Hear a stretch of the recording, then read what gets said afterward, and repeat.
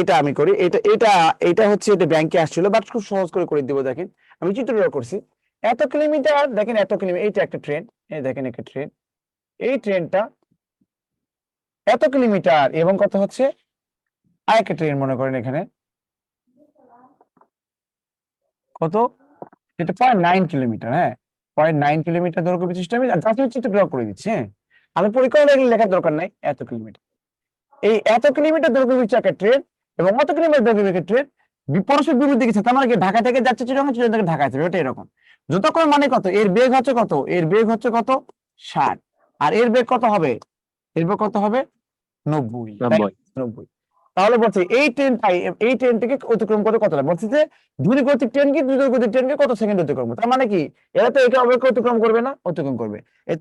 তার মানে কি চাচ্ছে বলেন তো, কি দূরত্ব চাচ্ছে, বেগ চাচ্ছে না সময় চাচ্ছে, বলেন কে বলবেন, কি চাচ্ছে বলেন? সময় সময় চাচ্ছে চাচ্ছে। সময়, কে বললেন সময়? স্যার আমি। নাম কি? জান্নাতুল ফেরদৌস, কানন। Very good. কই থেকে? কুমিল্লা থেকে স্যার। কুমিল্লা থেকে। ও, সময় চাচ্ছে। তাহলে সময় বলতে বোঝাচ্ছে সময়, সময় মানে কত, দূরত্ব ভাগ হচ্ছে কত বেগ, দূরত্ব ভাগ কত বেগ। দূরত্ব কার কার দূরত্ব কে বলবেন, জান্নাতুল আপনি বলেন, এই দূরত্ব এখানে কে কে থাকবে? স্যার দূরত্ব হচ্ছে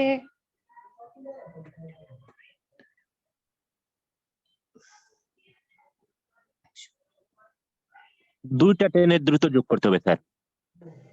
দূরত্ব মানে হচ্ছে ট্রেন যাকে ক্রস করে, রাইট, দেখেন ইমরান হাসান বলছে ট্রেন যাকে ক্রস করে, তার মানে কি ট্রেনের দৈর্ঘ্য যোগে তার দৈর্ঘ্য যোগ, এটাকে একটা ট্রেন আরেকটা ট্রেন ক্রস করতে, তার মানে কি দুটো দৈর্ঘ্য যোগ হবে।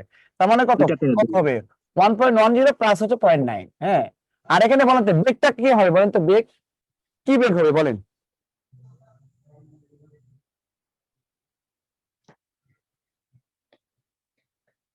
বড় বেগ স্যার, কিলোমিটার।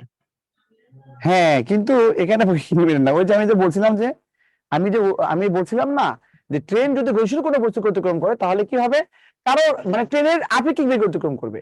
তো ট্রেন বলেন তো দুটো বস্তু কি গতিশীল না বলেন, দুটো বস্তু গতিশীল না, এই বলেন তো। অবশ্যই স্যার, অবশ্যই। তাহলে ট্রেন স্থির বস্তু অতিক্রম করলে ট্রেনের বেগ অতিক্রম, এতক্ষণ স্থির বস্তু অতিক্রম করেছে, আর এটা আপেক্ষিক বেগ হবে। আপেক্ষিক বেগ অতিক্রম করে দুটো সূত্র, যে যদি একই দিকে হয় তাহলে বিয়োগ হয়, আর বিপরীত দিকে হলে কি যোগ হয়ে যাবে। তাহলে এখানে আপেক্ষিক বেগ বলতে বোঝাচ্ছে, এখানে আপেক্ষিক বেগ, এখানে আপেক্ষিক বেগ বলতে বোঝাবে কি 60 প্লাস হচ্ছে 90 সমান সমান কত 150, এখানে কি হবে 150 হবে। এখন বলেন তো এটাও বড় একক, বড় একক না, এটা কি বড় একক কিলোমিটার পার কিলোমিটার, এখানে কিলোমিটার পার ঘন্টা, একক সেম আছে না বলেন? বলেন তো দূরত্বের একক বড় একক দিয়েছে, বেগের একক বড় একক দিয়েছে, তাহলে সেম আছে না বলেন? যে কোন বাটের প্রয়োজন নেই। কনভার্টের প্রয়োজন নাই। তাহলে এই যে 1.1 আর 0.9 যোগ করলে শূন্য, এখানে কত শূন্য, এখানে 2 হয়, মানে 2 কিলোমিটার হয়। তার মানে 1.9 2 কিলোমিটার হয়, আর 150 মনে হচ্ছে এখানে এককটা কি আসবে, দূরত্বের একক বড় বেগের একক বড়, এককটা কি আসবে বলেন তো, কি আসবে বলেন তো, সময়ের একক কি আসবে বলেন, কে বলবেন সময়ের একক কি আসবে? ঘন্টা, ঘন্টা। ঘন্টা, কারণ ঘন্টা। আমি ইনপুট হিসেবে আমি বড় একক করি, তাহলে ঘন্টা আসবে, ঘন্টা। এই আর কি। তাহলে এখানে কি হবে, আপনাকে বলছে যে কত সেকেন্ড লাগে, এর সময় যেতে কত সেকেন্ড লাগে। তাহলে বলেন তো ঘন্টাকে যদি আপনি সেকেন্ড করেন তাহলে কি করতে হবে, আপনি 36 দিয়ে গুণ করতে হবে, অথবা 7 দিয়ে গুণ করলে মিনিট হয়, 7 দিয়ে গুণ করলে সেকেন্ড হয়, দ্যাটস ইট। তাহলে দেখেন এই শূন্য কেটে যায়, অন্যতে গেলে এখানে 4 হয়, আর 4 এবং 6 গুণ করলে 24, 24 এবং 2 গুণ করলে কত হবে 48। এই হবে আমাদের। হ্যাঁ।